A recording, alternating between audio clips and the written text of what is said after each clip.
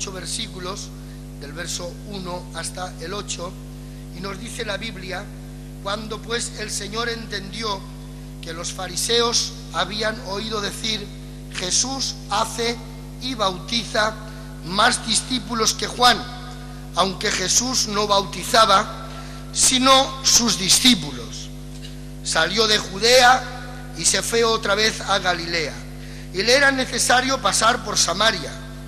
Vino pues a una ciudad de Samaria. A pesar de que las circunstancias que estemos viviendo en el día de hoy pues no sean ni las más favorables, ni sean las que más nos animan, pero que de algún modo entendamos que aunque a veces la situación, cuando el propio David escribe el Salmo 23, dense cuenta cómo interpreta su propia situación en ese momento. Empieza diciendo: Jehová es mi pastor y nada me faltará. Y la condición en la que él interpreta por donde está pasando, dice que estaba pasando por un valle de sombra y de muerte.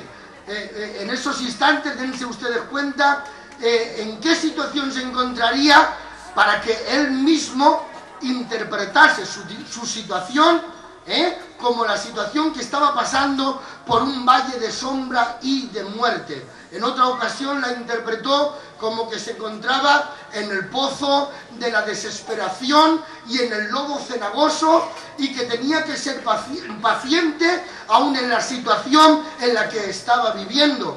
Bueno, yo no sé cómo podríamos nosotros romantizar de algún modo con frases poéticas o que escribiéramos algún salmo la situación dolorosa por la que estamos pasando cada uno de nosotros, a nivel de nuestros hogares, de nuestro matrimonio, de nuestros hijos e incluso de nuestra enfermedad. Seguro que podríamos catalogarla, pero ya que tenemos los ejemplos del propio David, él decía: Jehová es mi pastor y nada me faltará. Él entendía que estaba en un valle de sombra y de muerte, pero aún así y todo, él decía: él tiene su vara y su cayado y me infunde aliento para poder seguir adelante.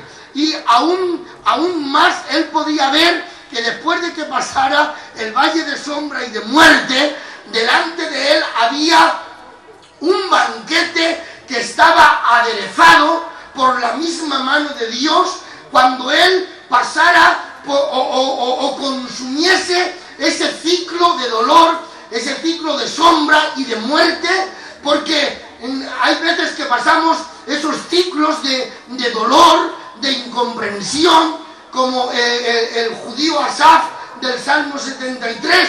Hay veces que pasamos por esas situaciones, pero debemos de animarnos los unos a los otros, que no existe ningún otro camino para poder encontrarnos al final de ese camino, encontrarnos con el banquete preparado por Dios para darnos descanso, para seguir adelante en la tarea que Dios nos ha puesto en nuestra vida. Hay a veces que hay gente que quiere rodear, pero no existe ningún otro lugar, ese lugar de valle, de sombra y de muerte, pero que al final del valle nos espera ese gran banquete para poder disfrutar y ser consolados de todo lo vivido y de todo lo pasado, para la gloria y la honra de nuestro Dios. Bendigo la gloria de Dios, hermanos. ¿Cuántos dicen amén? Yo necesito un poco de luz porque ya los ojitos no me funcionan, aunque pasen más calor. Gracias.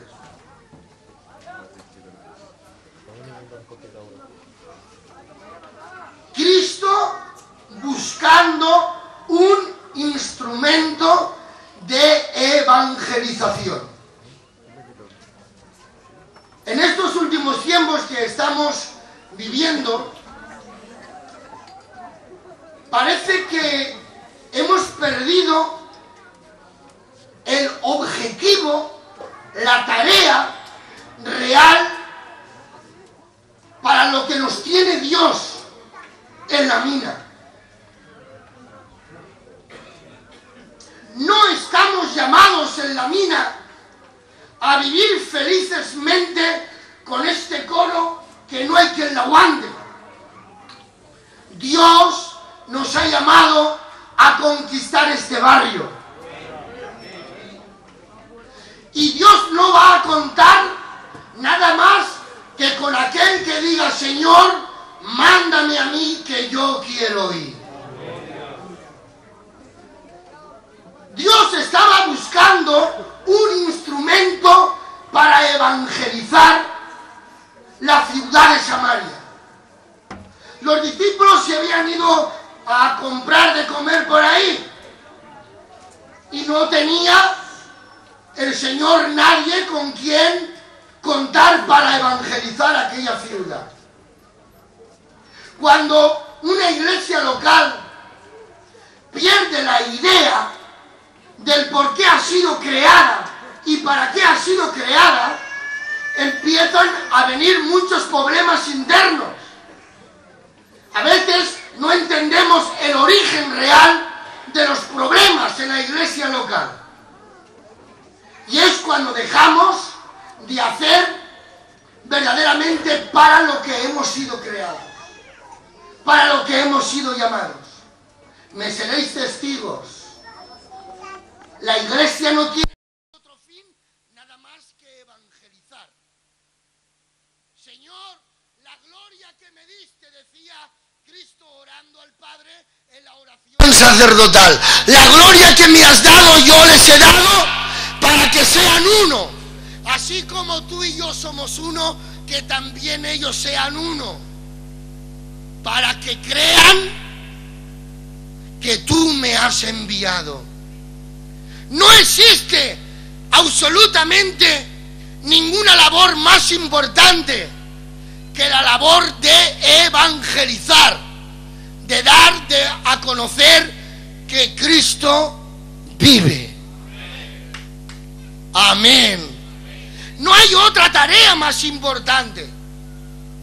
Cuando perdemos de vista nuestro motivo de ser, empiezan a haber muchas dificultades dentro de la propia iglesia local, las que se terminan en el momento en que cumplimos con lo que Dios quiere de nosotros.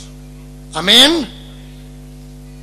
Cristo, buscando un instrumento de evangelización, llega al pozo, y cuando llega allí al pozo, la Biblia dice, hermanos, que llegó allí esta mujer de Samaria para tomar ese agua que cada día o 2 veces al día o cuando fuese llegaba al pozo para llenar su cántaro y marcharse. Pero dense en cuenta, hermanos, que haciendo un poco de historia, Samaria, el pueblo samaritano, como ustedes ya saben, fue una mezcla de los asirios y los judíos, que en una época de decadencia espiritual se mezclaron. Hubo una época de decadencia muy grande espiritual en el pueblo de Dios, y hubieron hombres y mujeres judías que se mezclaron con el pueblo asirio, y de ahí nació el pueblo samaritano. Y yo pensaba y meditaba, ¿de qué manera o en qué ocasiones, y en qué ocasión concretamente, el diablo empieza a tratar de hacer producir en la iglesia local lo que no es de Dios, en los momentos de decadencia espiritual?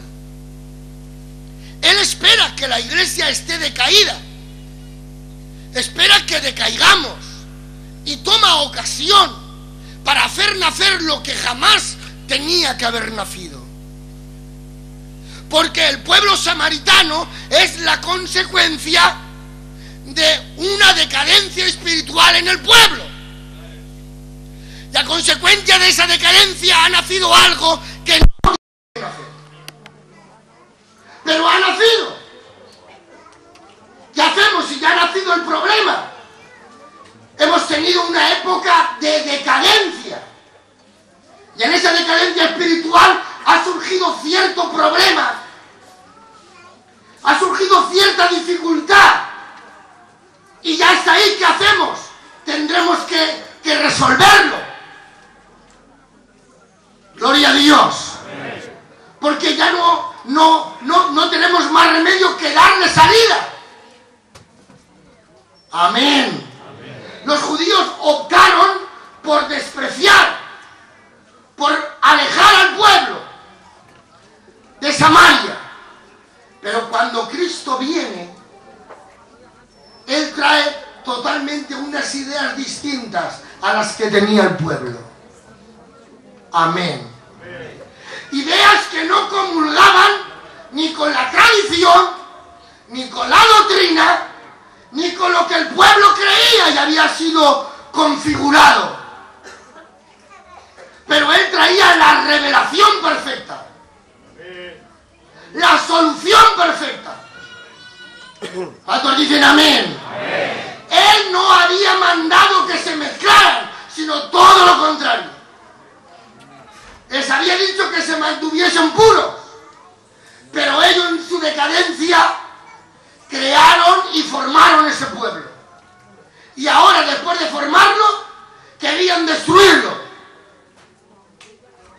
Gloria a Dios. Pero cuando Él viene, les hace entender que no quiere destruirles, que quiere salvarles. Gloria a Dios. Amén. Esto no entraba dentro de su mentalidad como judío, ni aún con su doctrina, ni aún con sus maneras. Pero Él venía a salvar. Gloria a Dios. Amén. Y cuando toma aquella mujer, Jesús ve a la samaritana como un instrumento de evangelización tremendo. Gloria a Dios. Y a veces, hermanos, estamos pagando las consecuencias como la iglesia local de que han surgido ciertas cosas entre nosotros en los momentos de decadencia de nuestra vida cristiana. Gloria a Dios. Amén para siempre. Porque las decisiones que a veces tomamos cuando no estamos llenos de Dios no es lo mismo que cuando estamos vacíos. Aquellas decisiones que se toman cuando la iglesia está, hablo más a plan individual, cuando estamos llenos de Dios. Amén. Se ve todo distinto. Gloria a Dios. Se ve todo con los ojos de Dios. Que cuando uno está en decadencia. Amén. Aleluya. Y posiblemente en los últimos meses o en los últimos años hemos tomado decisiones que de algún modo están creando malestar entre nosotros, y esos malestares repercuten en que no existe una prosperidad de evangelización dentro de nuestra vida. Había un sector muy grande que le llamaban el pueblo samaritano, que ellos lo habían creado y ellos lo habían condenado. Ellos habían producido el problema y ahora no podían solucionarlo. Ellos mismos habían creado el problema y ahora no sabían cómo salir de él. Gloria a Dios. Porque si hay alguien experto, catedrático absoluto en crear problemas que luego no los puede solucionar, ese es el ser humano. No existe absolutamente nadie que tenga más capacidad para crear problemas y luego no tener la capacidad de solucionarlo. Catedráticos, matrícula de honor. No hay otro más. Amén. Ellos lo crean y ahora no pueden. Y el Señor ahora viene y quiere solucionar el problema. Y ahora en el verso 9 dice la palabra de Dios, hermanos: la mujer samaritana le dijo: ¿cómo tú, siendo judío, me pides a mí de beber? Que soy mujer samaritana. Porque judíos y samaritanos no se tratan entre sí. Dense cuenta que se había producido un odio heredado Los odios más grandes y más terribles son los odios que se transmiten de unos a otros. Yo ya voy a entrar en un problema a partir de ahora. A lo mejor tardo otros 16 años más en volver. Los odios más terribles son los odios que se heredan. Porque aquel odio o aquel rencor directo hace un mes con la persona es fácil de solucionar. Pero el que ya es un odio heredado, que ni la persona estaba tan siquiera viva cuando ocurrió, y se va heredando. ¿Quién? El mengano, donde lo veas échale los sesos. Los odios heredados son tremendos. Dense cuenta que aquella mujer estaba viendo a un hombre cansado, estaba viendo a un hombre necesitado, a un hombre fatigado, y le estaba negando un poco de agua. ¡Qué odio tan terrible y tan tremendo! Que ni quería darle ni un vasico de agua, no quería darle nada. Y aún le recuerda, pero ¿cómo me pides agua? Si tú y yo somos contrarios. Él me puede decir, ¿y yo qué te he hecho a ti? ¿Qué problema tenemos tú y yo? Si yo no te conozco y tú a mí tampoco. No, pero tú eres judío. ¿Y qué tiene que ver eso? Pues que no te doy agua. Un odio heredado. Y saben ustedes, hermanos, que a lo mejor en la mina no pasa. Y en otros sitios sí ocurre. Pero existen unos malestares internos que son producidos, porque llevamos mucho tiempo juntos. En el tiempo juntos que hemos llevado, pues se han casado niños entre nosotros, se han despedido chicos entre nosotros, incluso a lo mejor algún matrimonio se ha dejado. Han habido roces, encontronazos con los negocios, con muchas cosas, porque vivimos juntos. Yo termino hoy y me voy para casa porque voy a venir con ustedes. Pero los que vivimos juntos, pues existen cosas que van ocurriendo, que van pasando y que no las sanamos, no las aguantamos, pero no las sanamos. Incluso hay iglesias que se forman por enfados.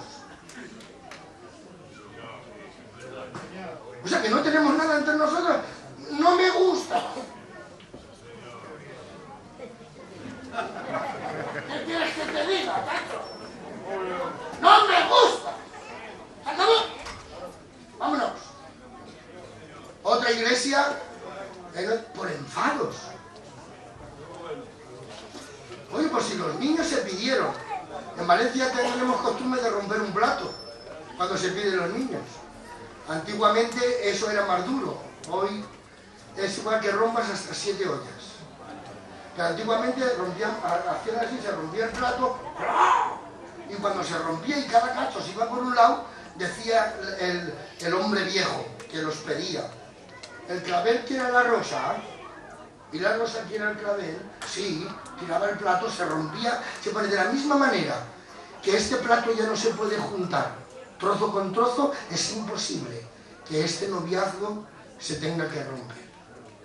Pero claro, eso era los antiguos. Hoy se rompe, pues mejor ahora que no luego de casados. Que se rompa ahora. ¿No te entiendes? Pues déjalo que no. Muy bien. Pues es igual. ¿Qué más da? Claro, eso crea heridas. Los consuegros que ya no son consuegros, que son ex-consuegros, se ven en el culto y sí, son personas educadas, son personas... Hola, muy bien. Porque no nos sanamos, nos aguantamos. Y nosotros no estamos llamados a aguantarnos, estamos llamados a sanarnos. Pues no se han querido, pues no se han casado, ¿y qué hacemos? Tenemos que dar un salto muy grande, como dicen los que saben hablar, cuantitativo. Tenemos que dar un salto de calidad, porque nuestra labor es evangelizar. ¿Amén? Y para evangelizar no se puede tener el corazón cargado de odio. Paraliza mucho la capacidad del evangelismo, la capacidad de multiplicación, la suciedad más grande que puede tener una persona que ama a Dios a la hora de tener que hablar de Dios es tener odio en el corazón. El odio paraliza la vida interna del ser humano. Gloria a Dios. Para siempre. Amén. Retomando un poco la creación de otra iglesia local, quiero decirles que yo no creo en la iglesia de 2 o 3 mil miembros. Que tenga que haber ahí en un local 6 o 7 mil miembros y el superpastor ahí y le tienen que hacer el trabajo todos los demás. Él solamente aparece a predicar. Estoy de pastor en 7.000 personas. ¿Y cómo vas a pastorear 7.000 si no te pastoreas ni a ti solo? Y luego tiene que tener a toda la gente que tiene alrededor detrás de él. Llévame la oración, actívame de los jóvenes.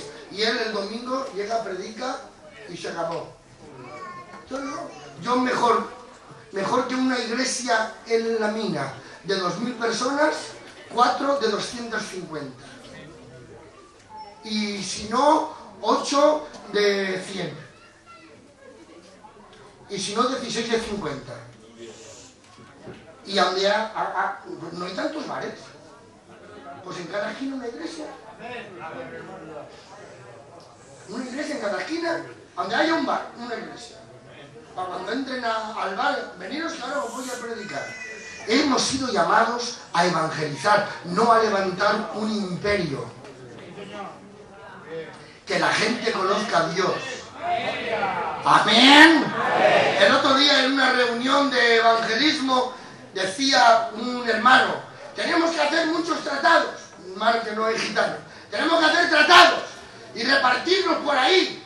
Digo, vamos a hacer una diferencia entre informar y evangelizar, porque coger muchos tratados y ponerse en la boca del metro, eso no es evangelizar, eso es informar. Evangelizar es pararte, testificar, que te conozca, hacer una continuidad y luego cogerle de la mano y traerle a un lugar para cuidarle. Amén.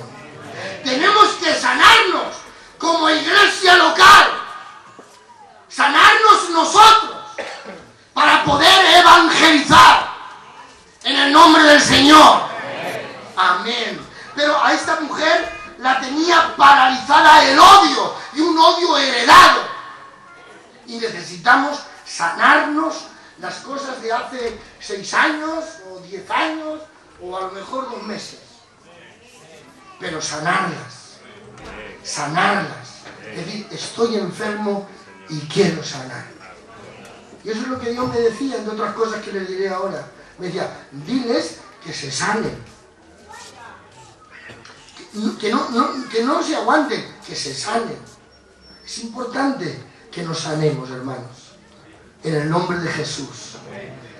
Profeta Jeremías, si no recuerdo mal, o Isaías, decía que él no entendía cómo los pensamientos de Dios y los caminos de Dios, había tanta distancia entre los pensamientos y los caminos del hombre, del pueblo.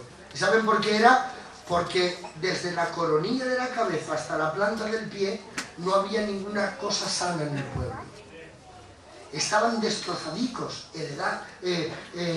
heridos, y nadie se dedicaba a sanar las heridas.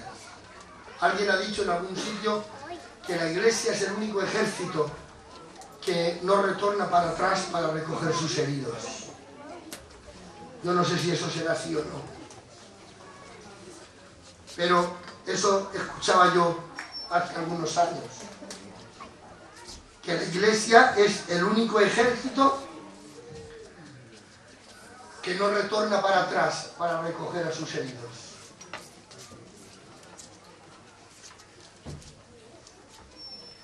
tenemos que sanarnos. Nos queda mucho que hacer. Ayer en las casas baratas decía una palabra que se clavó en mi corazón. La semilla de la palabra de Dios, dense ustedes cuenta, si tiene poder, que fue depositada entre las 4 paredes del Imperio Romano y lo destrozó. Acabó con el Imperio Romano. Somos muy pocos. Apenas somos muy pocos. ¿Esto es todo lo que Dios quiere hacer en España? ¿O querrá hacer algo más? ¿Tú quieres que Dios te use? Dios está buscando instrumentos para evangelizar. ¿Quieres tú ser uno de ellos? Dios está buscando a gente para evangelizar. Gloria a Dios. Dense cuenta qué disparidad de ejemplo. Entiéndanlo, compréndanlo, critíquenme, por favor. Arrójenme un ladrillo del suelo, un banco, ábranme en la cabeza, después de que les ponga el ejemplo. La iglesia de Valladolid se ha gastado 90 millones de pesetas en construir un templo y no podemos mantener la televisión de radio mixta.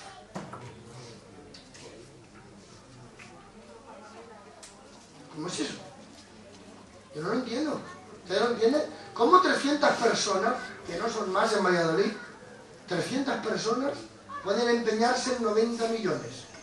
Y toda una nación... No digo otro ejemplo porque entonces ya he salido de una del milagro. No sea ya que me tiren a Andorra. Ellos 390 millones. 90 millones de pesetas vale allí, 90 millones. ¿No habéis visto el videoclip que han grabado? Con su cocina, su esto, su local, el pibe está hablando. ¡Sí, hermano! ¡Mirad, 90 millones! Digo, válgame, chocho. 90 millones. ¡Qué maravilla! ¡Mira qué cocina! Ahí van a gozar ahí, venga la merienda. Y toda una nación no puede llevar adelante que hasta un solo punto de evangelización que teníamos en México, casi, digo casi, porque no lo sé del todo, casi ha desaparecido. Yo tengo una página web y me mandan noticias de los gitanicos de por allí, hermano, ora por nosotros, mira, que pasa esto. No se puede mantener ni a un solo evangelista. He dicho que no pongo el otro ejemplo porque si no, mal. Ni un solo evangelista. No se puede hacer, no hay dinero. En las convenciones nacionales se quedan empeñados siempre todo el mundo que lo hace. ¿Qué está pasando? ¿Qué es lo que ocurre? ¿Tú lo sabes? Yo no.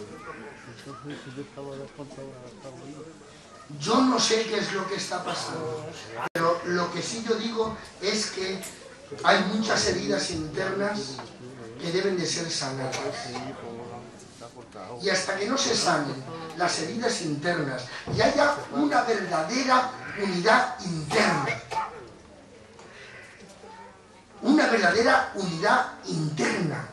que la iglesia de aquí no nos estemos aguantando los unos a los otros, sino que en el interior de nuestra vida haya una verdadera unidad interna.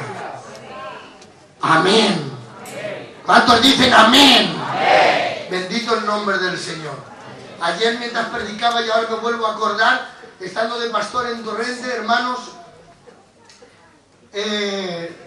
resulta de que teníamos unas sillas de esas que parecía que era una heladería, de esas blancas que todo el mundo se caía cuando se sentaba, y decidimos cambiar los bancos, recogimos 2.300.000 pesetas, se hicieron los bancos, unos bancos irrompibles, llevan ya hechos desde el año 93 y no hay quien los rompa, y se les da matraca. Y recuerdo que venía mucha gente a marcar el sitio, porque se quedaban sin poder sentarse. Venían y se marcaban. Oye, ¿está ocupado? Sí, aquí se sienta mi primo. Pero chacho, que está marcado. Y se venían o mandaban al niño. Y empezaban a marcar todos los bancos. Aquí mi padre, aquí mi abuelo, aquí mi tío, aquí mi tío. Claro, venía gente, veía que todo estaba marcado, no podían entrar y se iban. Se marchaban. En año y medio hicimos 250 bautismos. 652 personas se sentaban en los bancos. Y en el pasillo, porque hay un solo pasillo, tuvimos que poner sillas. Y les dije a los hermanos, el Señor está diciéndonos que agrandemos las estacas de la tienda. Vamos a comprar esto de aquí atrás, que nos lo dan en 5 millones. Ahora lo han vendido en 15. Pero no me quisieron hacer caso. Un buen coro, la Tabita cantando, el Ricardo tocando la guitarra, gozando, que se vayan a otro sitio, no dejen en paz. ¿Sabes lo que ha pasado? Que ha habido han ido entrando y saliendo, entrando y saliendo, entrando y saliendo, y ya no hay 600 y pico personas desde hace ya algunos años. 300, 350, los domingos a lo mejor hay 400, pero hay gente que ya ha perdido la ilusión, porque como no recojas en su tiempo el fruto, ya no lo recoges. Amén.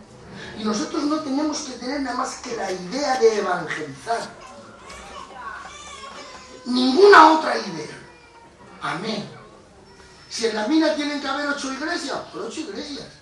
Pero que no se construyan las iglesias por enfados. No, por enfados no. Poneros de acuerdo. Es decir, no tenemos locales porque valen mucho dinero. Pues en 200 metros un local. Al otro 200 metros otro local. El otro... Apoderaros, evangelizar, hacer que a las 7 esté todo el barrio encendido cantando Dios. Pero por enfados no. Por heridas no. Por discusiones no. Por rabietas no. Por querer tampoco. Tampoco. Tampoco. Tampoco. Tampoco.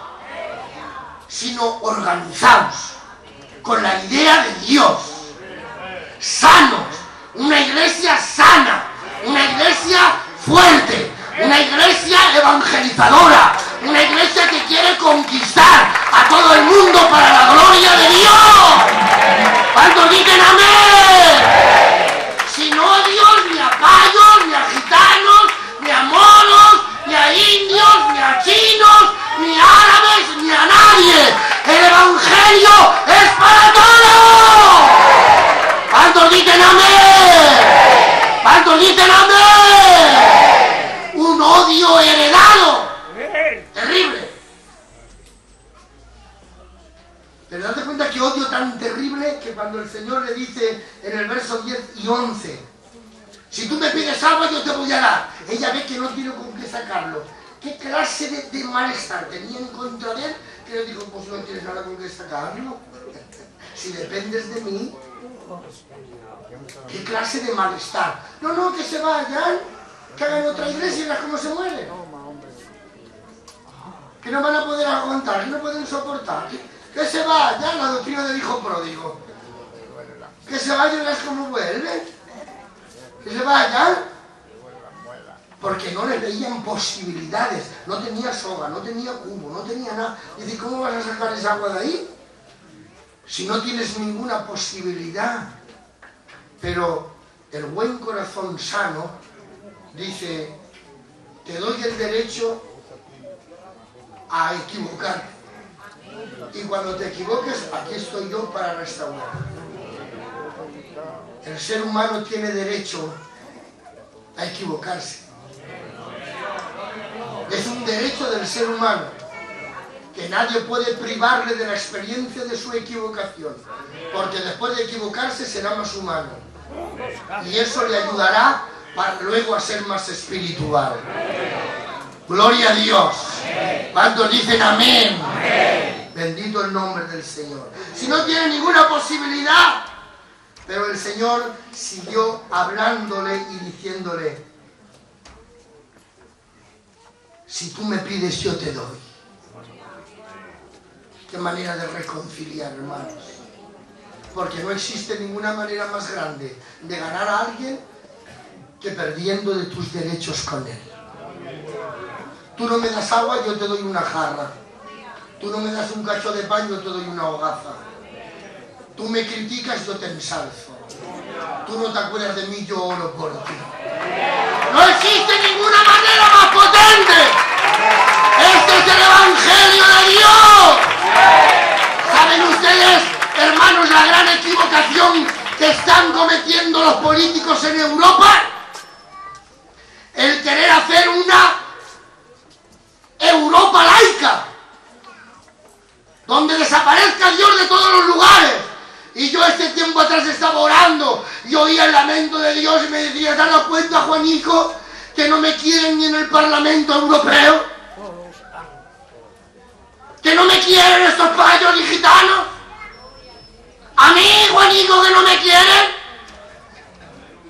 Cuando el cristianismo ha sido el enriquecimiento de Europa, cuando nadie en este mundo ha hecho más que el cristianismo, que Europa le debe al cristianismo su bienestar, su progreso. Las políticas sociales le pertenecen al cristianismo, porque nuestro evangelio, el evangelio que predicamos, es el evangelio de la prosperidad, el evangelio del poder, el evangelio de la gloria. Bendito el nombre de Dios. ¿Cuántos dicen amén? Me llevo algunos años rogando y pidiendo. Aún no lo he conseguido, pero yo sé que la semilla está por ahí. Yo me moriré, a lo mejor no lo veré, no me importa. Pero yo soy de los que siembran. Hay quien quiere sembrar y recoger. No, ese no es el proverbio. Uno es el que siembra y otro el que recoge. Así que si esperas sembrar y recoger, no sembrarás nunca. Tú siembra, que si tú no recoges, lo recogerá otro. Amén. El nombre de nuestro Dios sea glorificado. Estoy mucho tiempo machacando a los que empezaron conmigo. Yo recibí al Señor cuando tenía 13 años. Mañana cumplo 52. Parece que tengo 25. Es un chaval. Y a los 3 saltos me la juego con quien quiera. Con piedras y sin piedras. Y a rayar por la pared también. No os preocupéis por eso. Estoy machacando mucho tiempo de que hay que apoderarse de todos los espacios donde el demonio está. Allá donde está el demonio hay que tirarle. Con todos mis respetos al presidente de la Generalitat, el señor Margal. Mi respeto para él. Pero si es un demonio, pues habrá que quitarle y poner a un cristiano. Ah, no, que nosotros no podemos ser políticos. Cuidado, voy a ser yo el presidente de la Generalitat. Pues ya ves qué mal.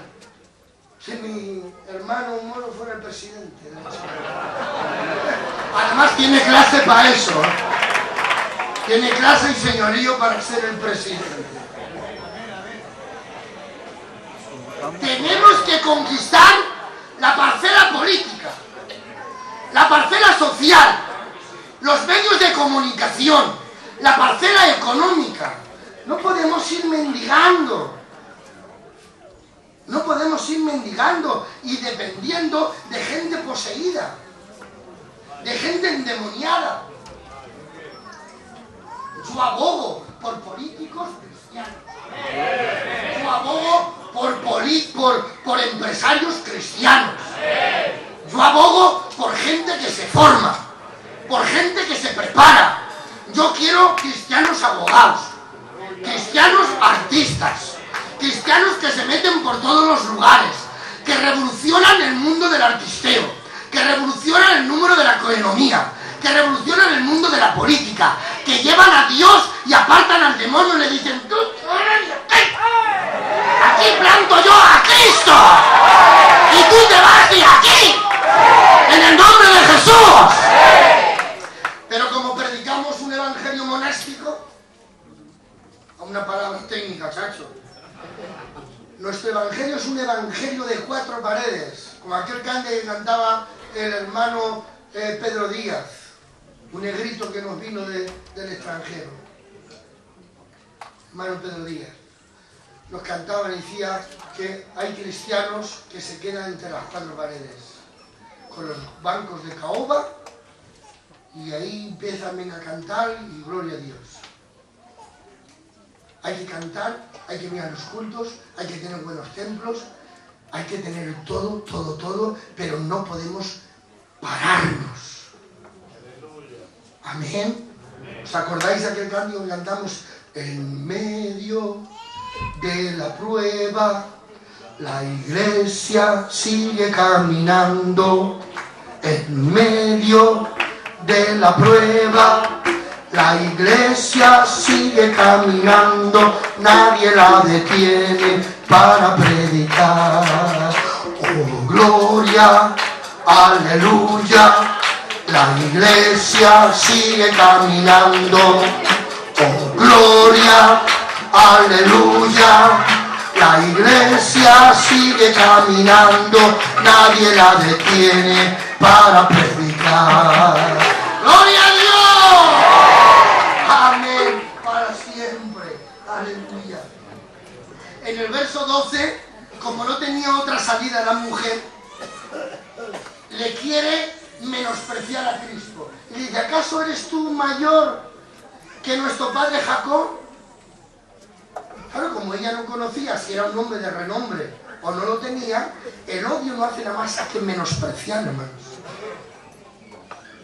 Y le echa en cara la grandeza de un ministerio. ¿Acaso eres tú mayor que nuestro padre Jacob? Si Jacob se entera que una roba marido se estaba defendiéndola,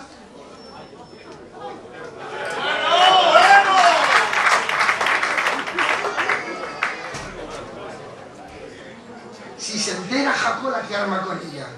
¡A la cara ya! ¡Prisión! No necesito. Dime quién te defiende y te diré quién eres.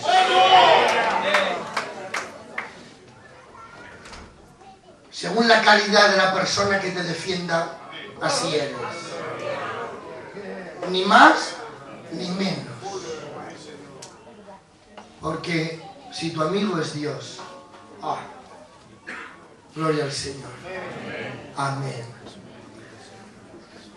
Si te apedrea la sociedad, tienes a Dios para que te consuele. Pero como te apedree Dios, ya no hay nadie quien te consuele. Así que si te apedrean los demás, no te preocupes, que Dios te consolará. En el nombre de Jesús. Amén. Una roba maridos defendiendo a Jacob para ponerse en contra y humillar aún a Cristo. Pero atiendan. Jesús le dice en el verso 13, respondiendo Jesús y le dijo, cualquiera que bebiere de esta agua volverá a tener sed. Y ella sabía que eso era verdad. Jacob será todo lo grande que tú quieras. Tu pastor podrá ser lo más grande que tú quieras. Tu ministerio podrá ser lo más grande que tú quieras. Tu iglesia podrás alardear de número, de coro y lo que tú quieras. Pero el que bebe de lo que fabrica un hombre vuelve a tenerse. Todo lo que sondea y saca a flote un hombre, quien lo bebe, tiene sed. Y le dice, el que beba de esa agua volverá a tener sed. Y ella dice, ¿verdad? ¿Cierto? Si tengo que venir aquí todos los días. Es verdad. Y pero continúa hablándolo. Y le dice, más El que bebiere del agua que yo le daré no tendrá sed jamás, sino que el agua que yo le daré será en él una fuente de agua que salte para vida eterna. Ahora ella oye y dice, yo cambio de ministerio. Jacob es muy grande,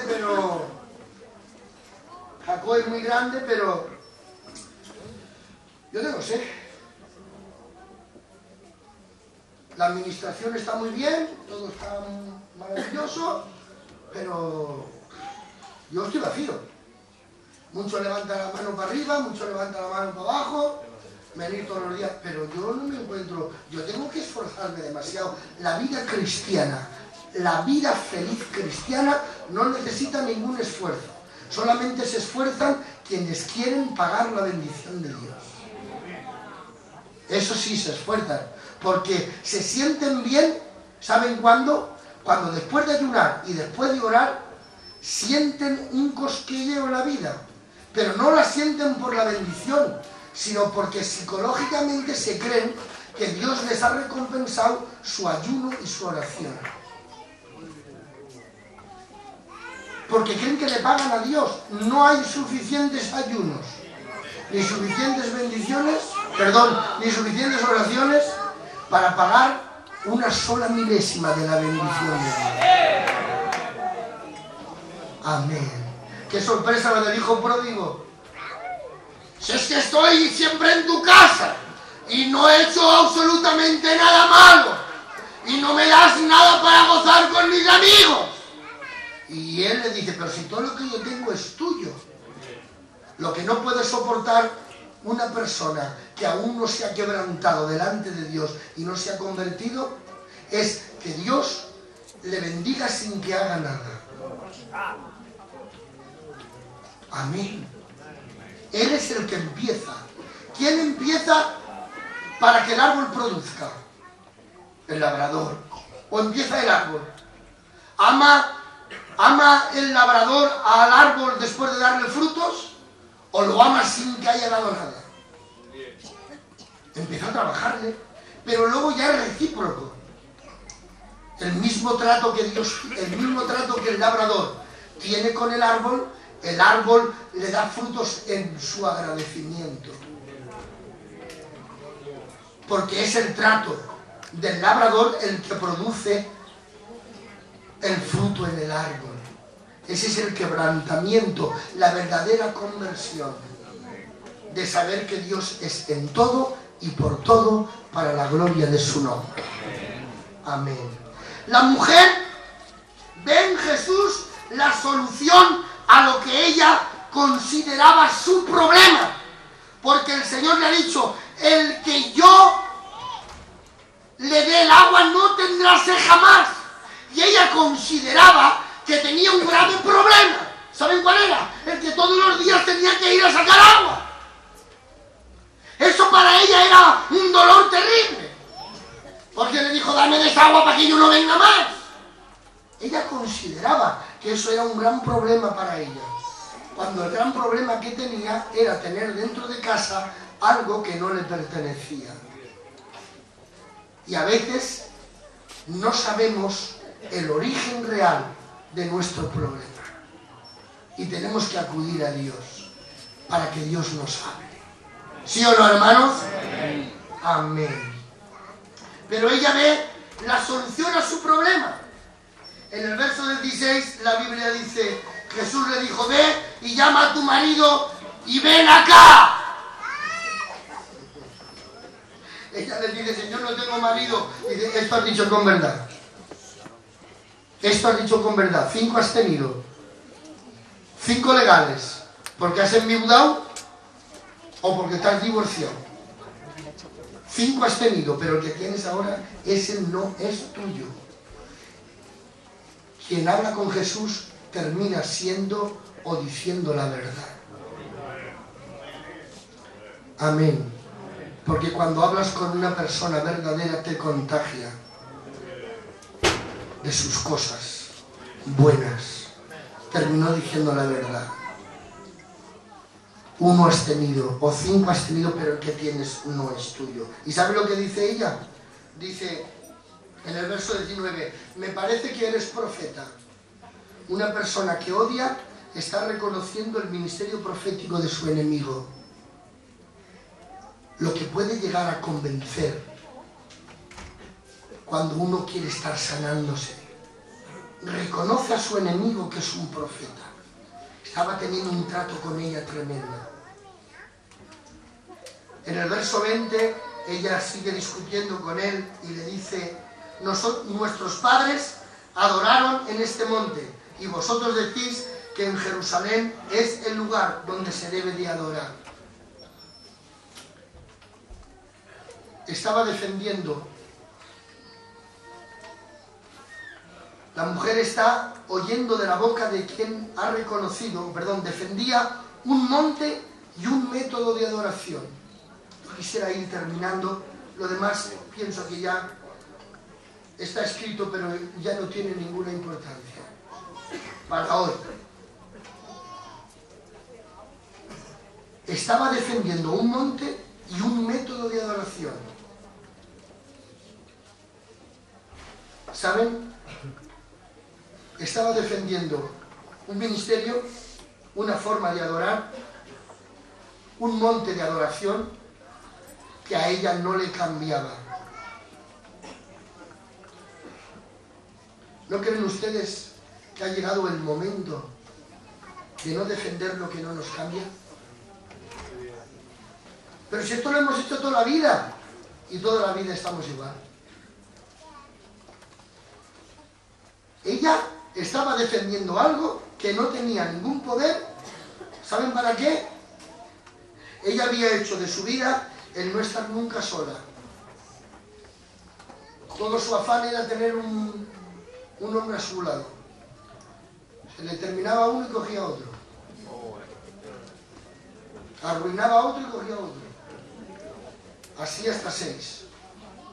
Vaya la señora. Hasta 6, Sacho. Y sin embargo estaba defendiendo. Y estaba esperando a Cristo. Se necesita ser samaritana y tener 6 maridos para estar en esa condición y decirle: cuando venga el Cristo nos dirá toda la verdad. Pues si la verdad con la que tú estás esperando a que venga a decirte la verdad. Ahora se pasmó cuando le dijo: yo soy el Cristo, el que habla contigo. Le cogió y le dijo: me voy, no puedo hablar más contigo. ¡Adiós! Dejó el cántaro y salió tirando. Había conseguido el Señor, en el trato con ella, hacerla un instrumento de evangelización. Amén. Porque no hay ningún instrumento más válido de evangelización que aquel que ha visto la mano de Dios en su propia vida. Amén. Ese es el instrumento más grande. Podrá haber el predicador más grande, que sepa predicar lo mejor, pero cuando una vida dice: yo era ciego y ahora veo, yo antes era esto y ahora no lo soy. ¿Cómo lo has conseguido? Porque Cristo me ha cambiado. Eso es un instrumento que el demonio persigue terriblemente. ¿Por qué defendemos unos métodos que no nos cambian, que no son válidos? ¿Por qué defenderlos? Vamos a defender lo que realmente nos cambia. Herramientas provechosas que transforman nuestras vidas en el nombre de Jesús. Amén. Esta es la conclusión, hermanos. En el nombre del Señor. Defendamos lo que tiene que cambiar o lo que cambia en nuestra vida. Los métodos, nuestras costumbres, ya sean religiosas o ya sean familiares o ya sean lo que sean, defender por defender algo que a mí no me cambia, ¿para qué voy a defenderlo? Si levantar la mano hacia arriba me produce cambio en mi vida, pues yo lo cambio. Miren, en el año 81 creo que fue, Dios me mandó a Italia. Y llegué allí y el hermano que estaba interpretándome, el hermano que le llaman Gianni Mascari, tenía una serie de problemas en su denominación y él me estuvo, yo no sabía nada, y él me llevaba por ciertas iglesias en unas campañas que ponía, yo iba, predicaba y se terminó. Y prohibieron las asambleas de Dios en Sicilia, en Catania, que fue donde estuve, prohibieron que los creyentes acudieran a esas campañas que el hermano Gianni había traído un español gitano de España. Pero yo llegaba, predicaba, Dios obraba, había sanidades, había conversiones, salían los demonios. Claro, al día siguiente se veían, ¿qué? El hermano español, yo, mira esto, lo otro, Dios me ha bendecido, ya. Ahora aquí no me ven, pastor. Y venía a la campaña. Estuve 24 días y cada día iba más. Y cada día iba más. Se lo prohibían, pero ellos no hacían caso. Porque veían el alimento de Dios. Porque se alimentaban. Amén. Amén. Tú donde veas alimento, donde disfrutes, donde veas a Dios, toma tu propia responsabilidad de tu propio crecimiento. Me voy ya. Hasta luego.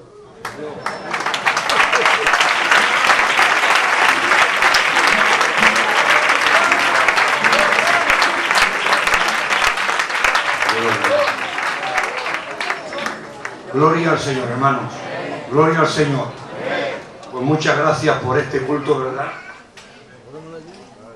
Por el mensaje, por los hermanos, por haber venido aquí, nuestro hermano Felipe con los hermanos, por el poder del Espíritu Santo en ellos y por el bien que estamos recibiendo en esta tarde. Gloria al nombre de Dios.